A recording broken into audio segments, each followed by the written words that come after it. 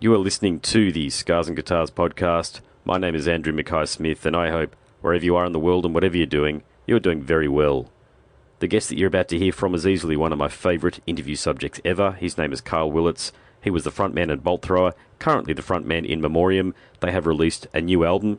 If I was more organised, I'd be able to tell you what it's called, but we do actually talk about the name of the album through the discussion. Let's cut to the chat. Let's hear what Karl has to say.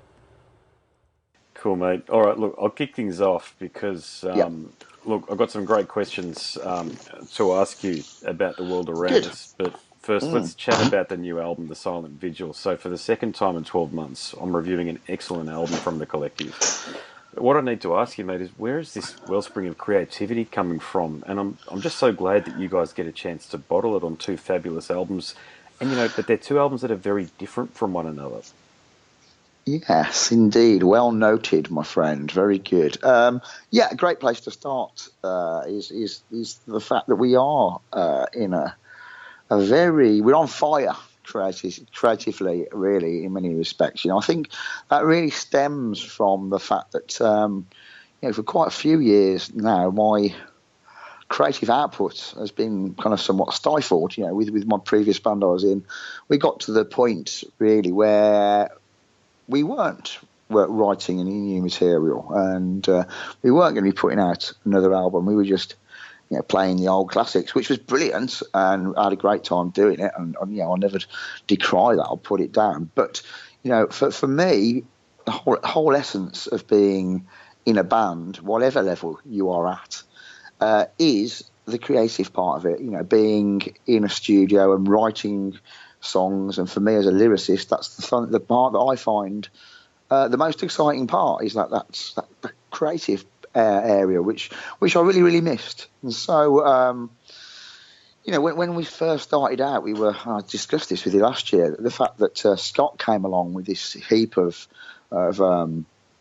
this gold mine of vault full of exciting new riffs, some in the vein of what we were used to writing to, some completely new sounding kind of riffs, because he comes from a different kind of sphere of influence as we do. He's 10 years younger, so his sphere, what he listens to, is very different to what we came from. So that, I think that's what kind of like really works well with us, and kind of we bounce ideas off each other, and we use technology to kind of get the songs written at a really fast pace. And a constant stream of Scott firing riffs at us and songs that he's written at home in his studio, which he fires to us by email. We have a listen to the MP3 of it. We pick out the bits we like.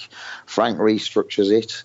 Whale puts his drums. I put my vocals, and we've got a song. It's a really quick process. And I think what we are doing is, what we're trying to do is to recreate that essence, that feeling that we had when we first started out. That kind of like that creative period when a band first starts out. You do tend to release album after album after album. In the mid-'80s, we were very prolific in our album releases of virtually every year or every other year. So we kind of going for that old core feel. And what we're trying to do is we're not really dwelling too much on what we're doing. We've got a complete open blank canvas. We aren't held back by the formulas or restrictions of any previous bands that we were in, so we have got a kind of, we can try anything we want, and sometimes it works, sometimes it doesn't, but we don't worry too much about it. We just enjoy doing it, and once it's done, and we move on to the next one, and we move on to the next one, and we move on to the next one. And that's why we're writing at such an alarmingly fast pace, and really enjoying that process. It's been a sheer joy to be able to do that. And and at this point, this particular point as well, we are currently in the process of writing new material for the next album as well. In fact, the lads, as we speak, are in the studio jamming out some new tracks. I decided to give my throat a bit of a rest tonight, and plus the fact, I'm not particularly needed at this stage. So they're in the studio as we speak, working on 2 or 3 new songs that we got together in preparation for the next album, which we intend to, more than likely release at some point next year as well. So it's a great place to be in. We're very privileged to be able to do that. Look, that's music to my ears. But you mentioned a moment ago, you mentioned Scotty Fairfax. Now, look, he's in fine form. So there's, Robert Vigner from, is it Emoliation, I think, and Trey from, of course, Morbid Angel. But, God, Scotty's right up there, mate. And if he isn't one of the preeminent death metal guitarists in 2018, show me who is. So did his, Wow, yeah. did his contribution Yeah. change from For the Fallen to Vigil? Yes, absolutely. I think, as you pointed out at the stuff, they're very different beasts, very different animals. The two albums are in many respects.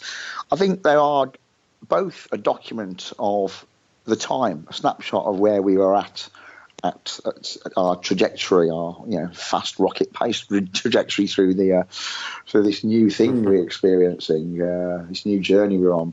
And the first album For the Fallen, which was great, for a debut for us, it really reflected how we were as a band at that point. At that point, I think we were very much still within the shadows and held by, in many respects, by the invisible chains of our previous existence. So that we were aware to a certain extent of the expectation that was kind of placed upon us. And I don't particularly think we worried about it too much, but we were aware of it, and it did kind of affect the way we wrote songs. And we were dipping into Scott's vault very much so for that first album.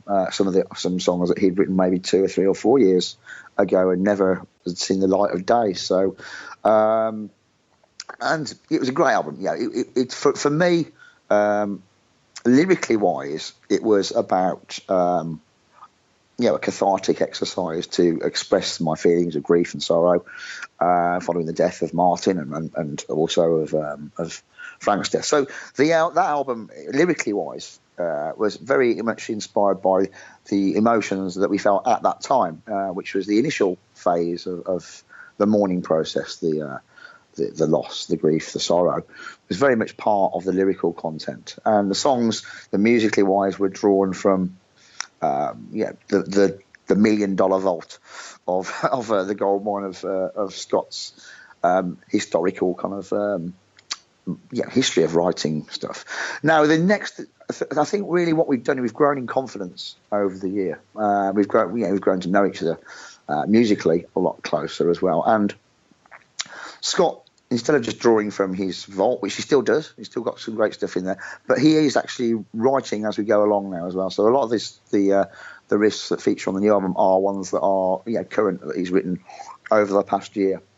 So musically, why I think that we've got beyond the expectations. We set our standard down on the first album, and then we've moved on with the second album. And musically, I think it's a lot more diverse. There's a lot more going on in this new album. I think it's a lot more dynamic in that respect. Yeah, and also we are very aware of some of the limitations we have as a four-piece. Some of the songs, for example, one of the songs on the last album, my favourite song, Last Words, we can't recreate that very well as a four-piece playing live. And so if we didn't want to go down that avenue, so all the songs that we've recorded on this new album, we can reproduce in the live environment. We were very much aware of that in the songwriting process. They feel a lot more organic in the way they've developed.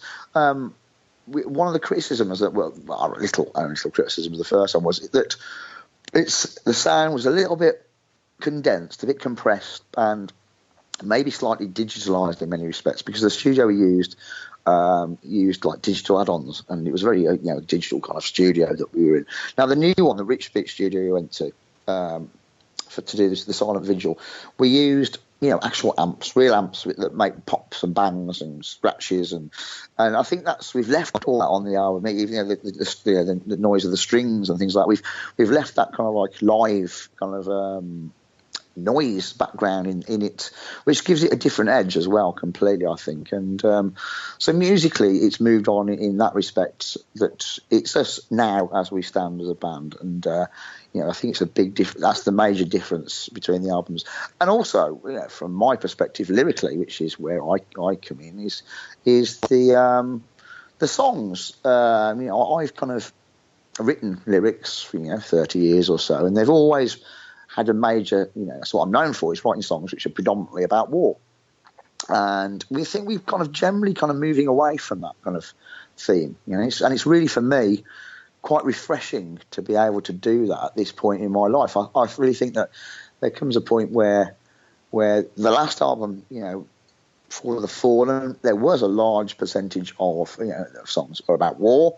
War rages on. You can't get more about war than that. But there's also the double meanings of what it's about. The fact that life continues beyond bad experience and things like that. So that was a large element, and there was a couple of songs on the last album that had a little bit of social, political kind of content in them. And with this new album, the Silent Vigil, I've kind of moved further down that track. I think that you could have said almost that there was 80% war, 20% social comment. Now that it's flipped completely with the new album. I think there's more songs on the new album that have got completely social, political slant to them. And rightly so. I think that comes with age in many respects, with confidence in writing in my ability to write songs about things that matter to me, that have some kind of real meaning to me in my life as it is now. It's great writing about war, but I've never been involved in a war. I've never been in the military, so I'm writing about things that I've never had any really direct experience of. And I think really at this point, it's my role as an artist, as a musician, to make comment about the things in the world that I think aren't right. So there's 2 or 3 songs that jump out specifically on the new album, which have a very overt political theme. There's Bleed the Same, which we've released the video single for. There's the new Dark Ages, which is probably my favourite song on the album, which is very overtly anti-fascist in its content. And there's Weaponized Fear, which is the closing track on the album, which is all about the way that the media manipulates people to think in certain ways. So those 3 stand out as quite prominently politically based songs. But there's also other songs on there which have got a reflective personal meaning as well. There's a song, Nothing Remains, which is about dementia. And that's affected me because my mother has experienced that over the past year, and the impact of that has had a massive effect on me and my family and everyone around us. And also there's a couple of songs I'm thinking of, From the Flames and As Bridges Burns, which are all about songs of change, about moving forward, about transition, which is quite reflective as how we are as individuals in our lives, and as how the band is as well. So I've drawn very much so on personal experience of the world that we live in, and I find that they're a lot more reflective. And for me, that's a real rewarding aspect of being able to do Memoriam, to be able to write about things that affect me, and I think it's important. So I'm really enjoying that experience. It's completely new to me, and in a certain extent, I'm working outside of my comfort zone. I haven't really written in this way before, and I'm finding the whole prospect of it, doing it, really fascinating and a really exciting process in doing it, and very rewarding in many respects. And what about the production and mixing? Because I do like the production and mixing on both albums. So I think you used Ajit Gill on For the Fallen. So did he also look after things on the Vigil album? No, I mean, Ajit is an absolutely beautiful bloke, absolutely fantastic. Runs his own studio, but we were trying to go for something different on the second album. So there's certain elements we weren't entirely pleased with, and it was, he lives probably about an hour away from us, so it was a bit of a ball like driving up there and back every evening, or after a 2 or 3 days session. So we decided to use a studio in Birmingham, which is just down the road from where we live. A studio called Rich Bitch Studios. We're all about old school death metal. We're all about getting in touch with the past, kind of, and trying to make sense of the present by recreating things from the past. And Rich Bitch has got like a strong kind of heritage role within what we've done. We remember Well, I remember Rich Bitch because that's where Bolt Thrower recorded their first 2 demos back in the the mid '80s, and that's where the band rehearsed quite a lot when we first started out. When I first joined them, we rehearsed down there quite regularly, and that actual studio closed down, but it's relocated to a different position within Birmingham. It's a geographic location, but still remains in Birmingham, and all the people that work there, the producers, the engineers, the guy that runs it, Rob Bruce, they're all the same people. So they got the same ethos and the same feel to it. So we thought we'd try and use that studio to kind of like get. It makes sense. It makes sense, of what we're trying to do. It fits in with what the whole kind of.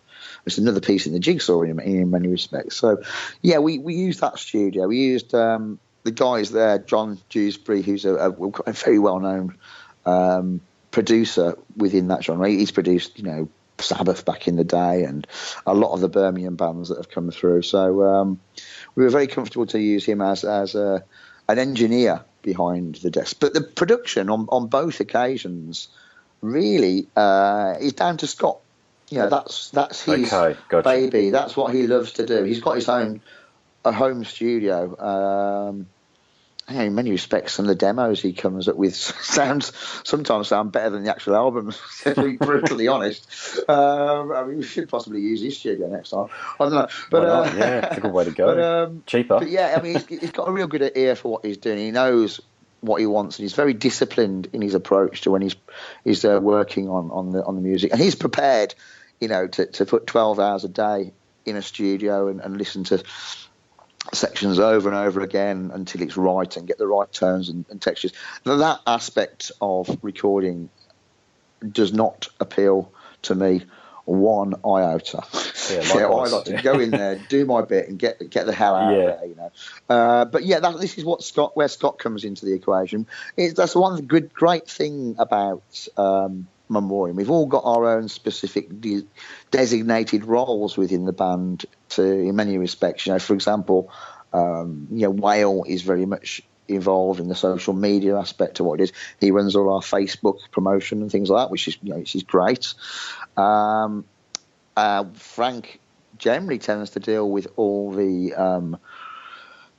artist liaison with the label side of things. He's got a good relationship with the guys at Nuclear Blast, and also kind of gets involved with the booking side of things as well. So that's his little baby. And my strong point, my baby, is really doing the merchandise. That's what I enjoy doing. So I run the merchandising side of things. I do the website, and I do the Twitter feed. So that's what, and I do most of the interviews.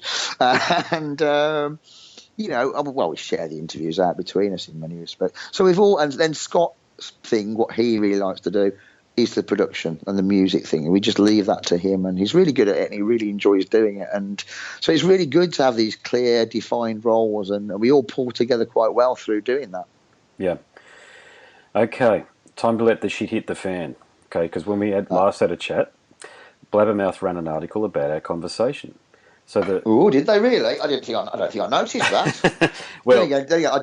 I don't. To be perfectly honest, I don't tend to bother reading Blabbermouth because the responses you usually get off on it are terrible.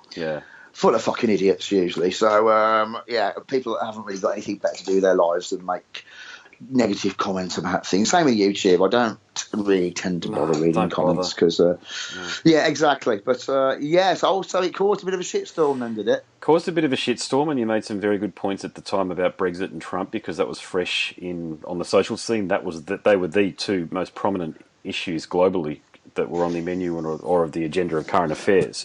And you're right. Look, the keyboard warriors did come out in force, and I must say I was tempted to contact you and ask if I should pull the article that was referred to in the Blabbermouth post, as some of these comments by these bloody idiot keyboard warriors were just vicious. And I'm always conscious of the fact that, artists have kids and you've got regular lives and the like, and these comments made by these morons that really don't have any insight into who you are as a person. It annoys me, mate, to be honest with you. I mean, yeah. Well, I think as an artist, you kind of tend to rise above all that bullshit, because you at the end of the day, my opinions are my opinions, and yeah, I don't really give a fuck what other people think. At the end of the day, I'm doing this for me. It keeps me happy. If people like it, great. If they don't, well, they can just fuck off. You know what I mean? No, agreed. And you know what I love about you, though? You know, you're exactly what people don't really want to hear. Hello? Hello, can you hear me? Hello, mate, can you hear me? Yeah, you cut out a little bit. Yeah, just, I don't know, must be Yeah, people... you cut out there a little bit. I lost what you just said. Yeah, Oh, I'll start okay, you're back. You're back. I like it. Yeah, I mean that's it. Yeah, there's just a lot of people that have got very sad and lonely lives, and you know need to feel empowered by writing something, you know, and getting a response to make them and in control of their sad lives. And you know that's fair play. If that keeps them happy, yeah, that's fine. Yeah, I know that I'm okay. I know that I've probably achieved a lot more in my life than those people will ever wish to dream of doing. So it doesn't, you know, bother me one thing what they say. As I say, I don't generally tend to bother reading it anyhow. Well, what I love about you, mate, is you're giving people what they don't really want to hear, and that's this. You're an educated and an articulate death metal icon, sharing your thoughts on people and events. You know, and bugger them if they want to argue with you. And it's going to be a one-sided argument, of course, because they're arguing into an echo chamber. You know, both people like you and I have got better things to do. Absolutely. The echo chamber is screaming. I've used that in one of the songs. Awesome. Yeah, absolutely. Yeah, it's in Weaponized Fear. I think that line is the echo chamber screaming.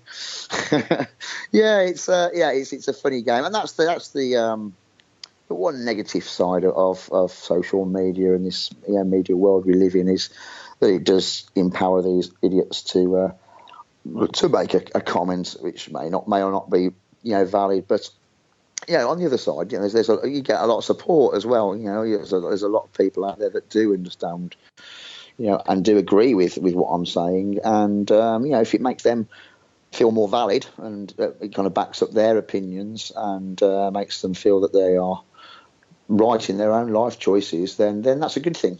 No, indeed. So, look, what I want to do now is I want to ask you about some prominent people and also events that are prominent on the landscape in 2018.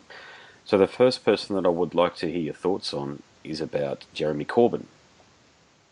Yes, I particularly like Jeremy Corbyn. I'm not a big fan of politicians in any way or shape or form, to be perfectly honest.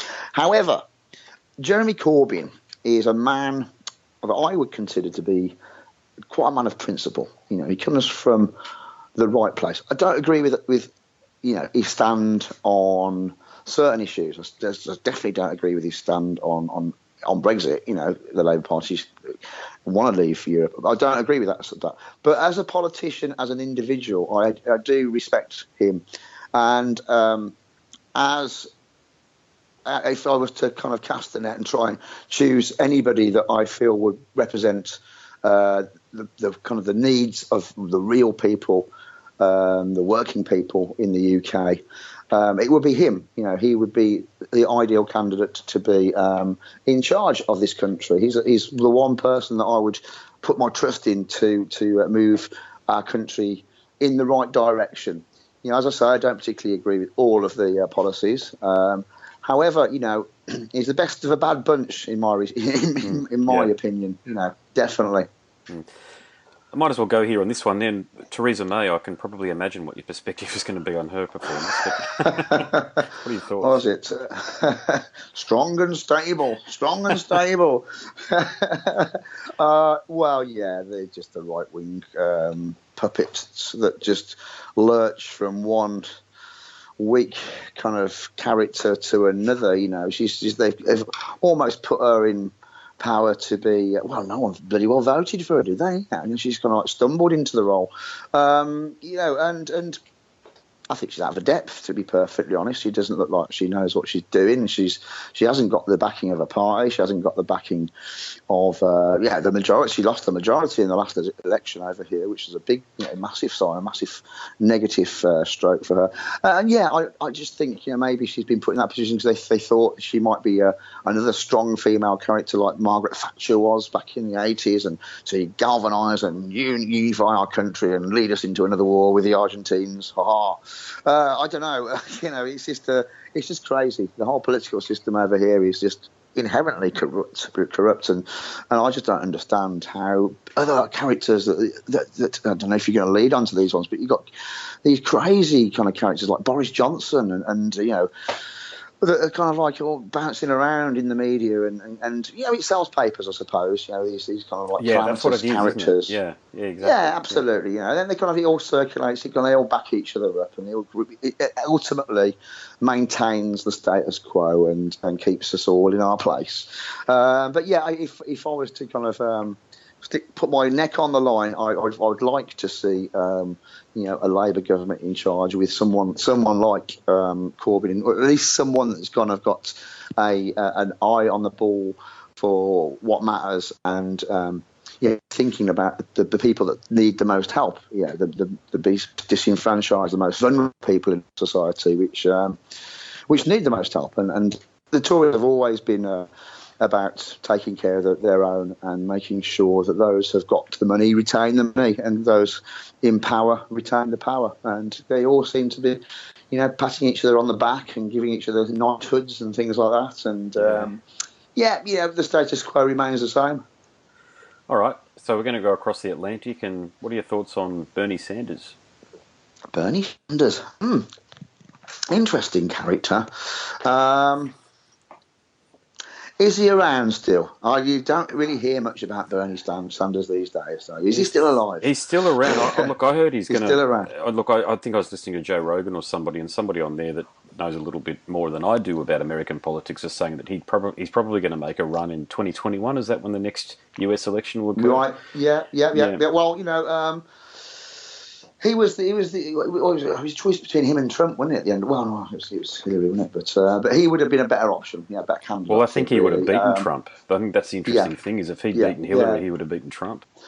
Yeah, I think he had the will of the people on his side. And, I can't really make too much comment on American politics because we don't really get to hear much about it over here. We're so consumed with our own political system. The only, real kind of like character that kind of makes the news over here is politically wise. He's the orange wig wearing nutter that's in control of the button. So we hear a lot about him, but the other kind of like major politicians, we don't seem to hear about that much in this country. So it's a strange political structure they've got over there, which I think I had an interview with an American magazine the other week, and I think I got down to the concept of the Americans need to change the whole basis of their constitution if they're going to seek to make any change within the country, because you just say again self-fulfilling prophecy, and it just doesn't work. But Bernie Sanders, he would have been the man, I think, but who knows what the future holds, eh? It's very bizarre. I think I liken the American political system a bit like the EPL or our National Rugby League competition out here, in that both the Republicans and the Democrats, they're part of the same competition, if that makes sense. So whilst they might be wearing different colours, they're actually part of the same competition, and they actually both support each other and need each other to survive. I think that applies to every political system, politics per se, throughout the world. They all exist within the same political vacuum, and kind of they maintain each other's authority really by not providing any alternatives. So but that's the way it is. That's the way our society is in this modern Western democracy. So a bit of a different question now. Okay, we're going to go down to South Africa. So what are your thoughts on the South African Parliament voting to confiscate land from white farmers? Yeah, it's a difficult one. Yeah, there's a historical kind of content to that, isn't that? That's been going on for a fair few years now, hasn't it? That whole kind of land grabbing kind of facade. Yes. Hard to make comment on that one without actually being. I have very little kind of involvement in the South African system, but you can understand, kind of to the historical aspect of land being taken away from the indigenous people. I suppose that rings true with a lot of nations in many respects, and then wanting to reclaim their land back, but. You hear the ways that it's done. It's done in a almost quite a vicious manner. But it's a very, very, very difficult one for me to make any comment on, because the historical aspect of it is always one thing, but the actual social impact that it has on people right now is a very different thing. It would be nice for people to live together in harmony. Why just they all live together on the little land? They can all move in and all live together nicely. But I think that's probably rose-tinted glasses in many respects. We all are very, very polarised in our mentality and political ideology and our positioning in the world with politics these days. It's very, very, very little room for the middle ground and debate and discussion when people are so extreme in their ideals. And that's just the nature of the world we live in many respects, because extremism on one side creates a reaction, and an extremism in the opposite direction as well. So it's strange to stand back and see it happening, and it is a symptom of the world we live in, and it's happening right across the globe. In every different country, there's things like that occurring. Yeah, so Peter Dutton, I think he's our foreign minister, or Minister for Immigration, I think it is. He's actually come out recently and said that he's going to try to give visas. So I'm not sure what the technical term is for the visas, but emergency visas to some of the farmers that have been displaced. Okay. Yeah, which is interesting. A lot of people sort of feel, okay, so there's the Rohingya crisis. Okay, so why isn't he doing that for the Rohingya? Yeah, absolutely. I suppose if they got white faces, they're all right. They're welcome if they got white faces. They're okay to go to Australia, aren't they? But you don't want people with those dark faces coming into your country. That's not allowed, is it? Yes, absolutely. Yeah, it's the old system in place, isn't it? Really, the kind of hierarchies of race, basically, isn't it? And it's exactly. I mean, that's the one thing about the whole issue of asylum seeking, and people are kind of seeking asylum in other countries for a reason. They are escaping from terror, fear, horror, war, and trying to make a better life for themselves and their families. At the end of the day, they are human beings, and what right have we got to say no to these people?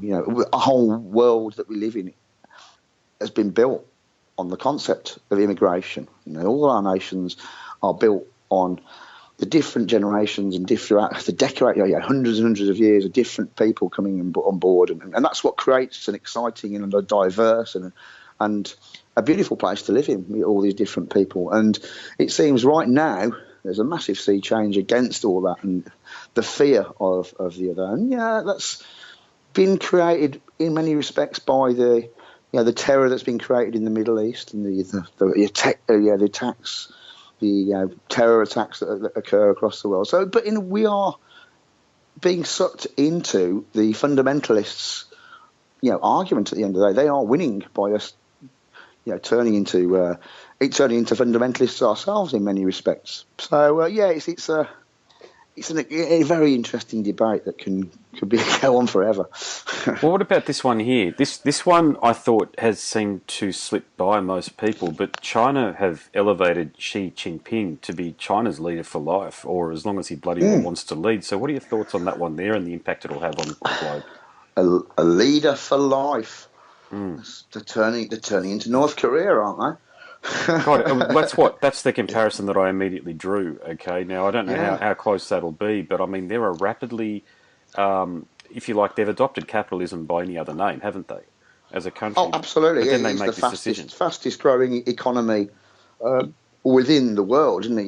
It's a rampant dragon economy that's kind of almost taking over the world in many respects. The banking scene, here in the UK, a lot of my football team's owned by a Chinese consortium. For example, they're kind of like tendrils are growing throughout the world. The power that they have.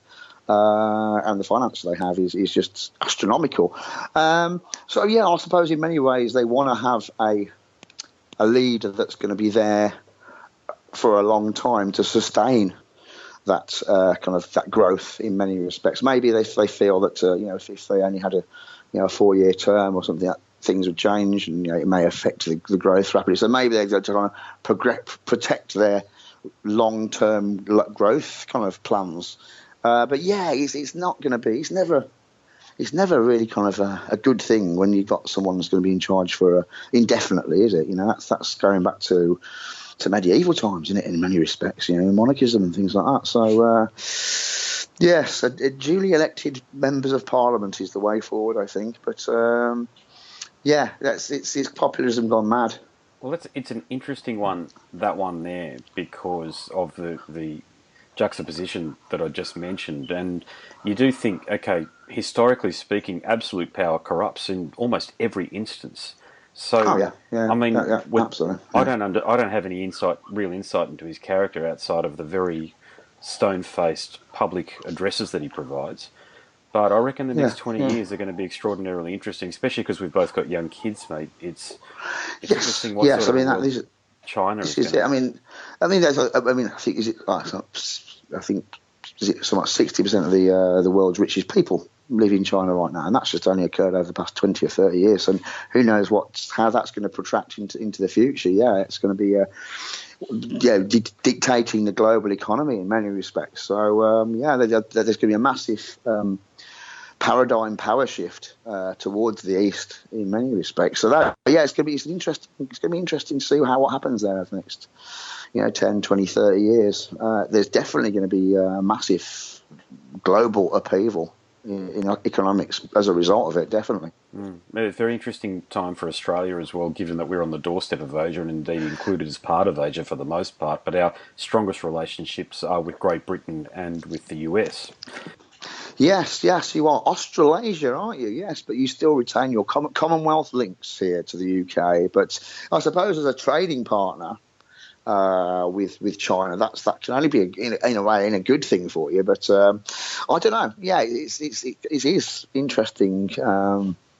Interesting times. Yeah, definitely. Well, I think Australia, from a political perspective, they try to balance the need for a relationship with America for security and the need for a relationship with China for exactly what you just mentioned, trade.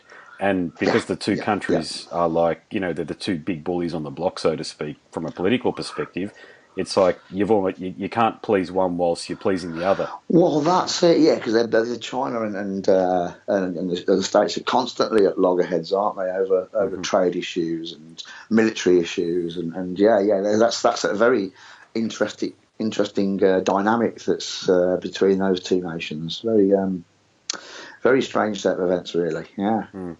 Now, on a sadder note, the passing of the late great Stephen Hawking. Yeah, and the late great Jim Bowen on the same day as well. Oh, well, okay, there you go. Didn't know that. You probably don't get Bullseye over there, do you? It was a darts comedy program, but a quiz game. Yeah, he died the same day as well so it was a double blow for us here in the UK. Amazing personality and character who he really did make a difference to contemporary philosophy and the way people think and about their lives. He was a glowing example of what can be achieved with sheer willpower, really. And it's a sad loss, but his legacy lives on, and he's provided us all with something to live up to in many respects. So sad loss, but these are the times we live in. I read a story last night about him. Apparently he had a wicked sense of humour, which I think is well known, but I might get the story wrong, but I'll go ahead and try to recreate this, or retell the story anyway. He was working with somebody who was connecting some sort of electronic device up around him, and when they unplugged something and a light turned off, he slumped forward in his chair. And the person who unplugged the light panicked and thought, "What the hell have I done?" And then went out of the room. When they came back in, he was sitting back up in his chair and had a smile or what have you. And I've killed him. Yeah. When I heard that, I thought, absolutely. he gets it. Absolutely. He wrote some fantastic stuff as well. Some life-changing, published a lot of life-changing literature, which is there for everyone to read forever. So his legacy lives on. So that's always good. Yeah, indeed. Mate, that's actually all the questions I had prepared. It's another stellar discussion. Good. So let's see which particular what do I call them? Keyboard warrior infested online publication picks up on this one, especially because it'll be a podcast episode. But let's see how they go. Absolutely, yeah. I mean, that's it. There's quite a bit out there at the moment. So we've prodded the hornet's nest and we've stirred the cesspit already with the release of the couple of our songs. So we've already kind of like primed them, and I'm quite looking forward to when the album comes out and from people to the response to specifically the song "New Dark Ages," which is completely all about attacking the concept of racism and the ideology of hate that it creates. So yeah, I'm very interested to see what kind of response the new album is going to get. But ultimately, end of the day, on a purely selfish matter basis, we don't do it for anyone else apart from ourselves.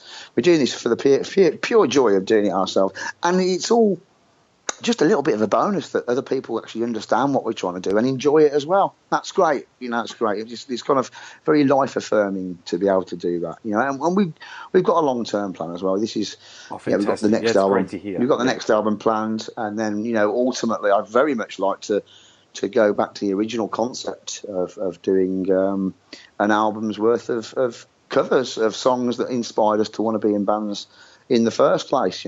Discharge, Antisect, Amoebic, Sacrilege, those kind of UK grind crust classics. And that was the reason we started doing the band in the first place, and we haven't lost sight of that. So beyond the trilogy that we have in place, which explores the trajectory and the experience of grief and mourning over a 3-album epic classic, we've got further life beyond that as well. And we're just having a great time going out there every other weekend, playing gigs, meeting up with our old mates, and getting back in touch with people we've kind of lost touch with, and reigniting old friendships, and just enjoying ourselves. Yeah. And actually, question for you: will you be, or are there plans to come down to Australia? Not really, to be perfectly honest. To be totally honest, logistically, financially, it's something that's probably not going to happen because it's so expensive to go. We were offered some shows there, but financially, we'd probably be out of pocket to do it. And we've got to that point in our lives where we're doing this for, we're not just doing this for the sheer joy of experience doing it. We're doing it as well because we want to do the things that we want to do, really. And we've got kids.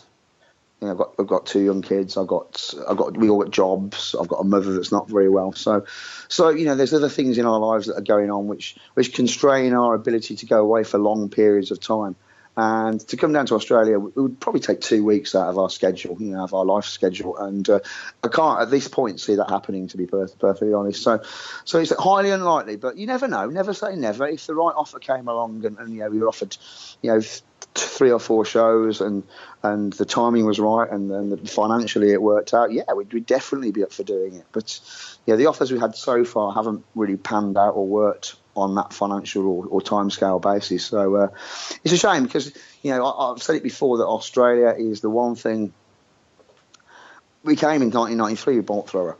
We were about to come again in 2015 when it all fell apart due to Marcin passing away. So it still for me feels that there's something there, some unfinished business. I'd like to come back to Australia and do some shows just to fill the circle in many respects and say that we've done it. It's been done. So yeah, if the opportunity's there, and I know we've got a really strong fan base in Australia. I get a lot of emails, and we get a lot of Facebook traffic and Twitter traffic, and a lot of shirt orders. I've seen a few Australians. around. Yeah, absolutely, and we've been very keen to get down there. So, it's all depending on getting the right offer at the right time, really. Well, you do see a lot of bolt thrower t-shirts at shows still. Yes, good. Hopefully not bootlegs. Yeah. What about that? Hey, I mean, you go on eBay these days, and especially, are you on Instagram at all? God, no. Okay. God, no, that would annoy the hell out of me. Well, is it Instagram or Facebook? One of the two. I reckon about half of the ads that I see for band merchandise are bootlegs.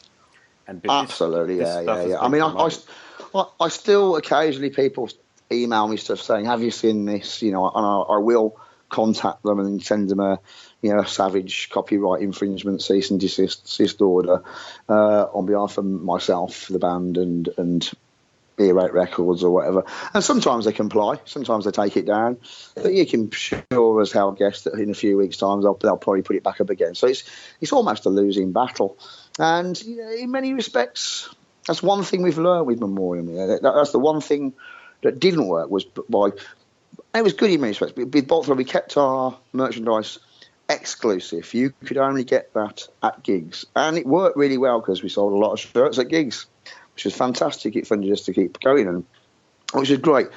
But the negative aspect of that was that because you couldn't get shirts anywhere else apart from gigs, people that came to gigs bought half a dozen shirts, sold them on eBay for massively inflated prices, and they made the profits.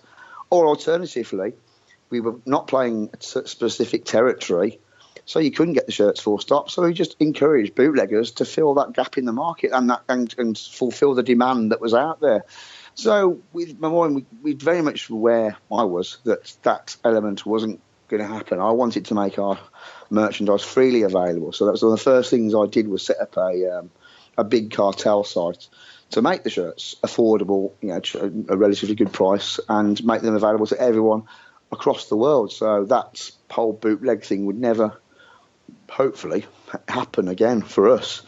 So yeah, you do live and learn from your experiences in life, and I think that's what you got to do. You got to move forward. Yeah, absolutely. That's what we're doing with Memoriam, and I'm enjoying it very much. Well, long may you reign, sir. You are a gentleman and a scholar, and the chat has been even better the second time around, and I really hope we can catch up again when you release a new album, if not before. Absolutely. We will probably be speaking to you around about this time next year then, mate. We'll make it our annual catch-up. Absolutely, yes. Well, you never know. He may even finally manage to get to Australia as well at some point in the future, so that'd be nice to meet you with you face-to-face. That'd be great. Yeah, no worries, mate. Likewise. So thanks very much. Have a great evening. And good man, Andy. Yeah, so always a pleasure speaking to you, and as I look forward to speaking to you again at some point next year. And you are listening to the Scars and Guitars podcast. My name is Andrew Mackay-Smith, and that was my discussion with Karl Willets, the bloke who used to be in Bolt Thrower as the front man, and he's currently the front man for Memoriam. Really appreciate you listening.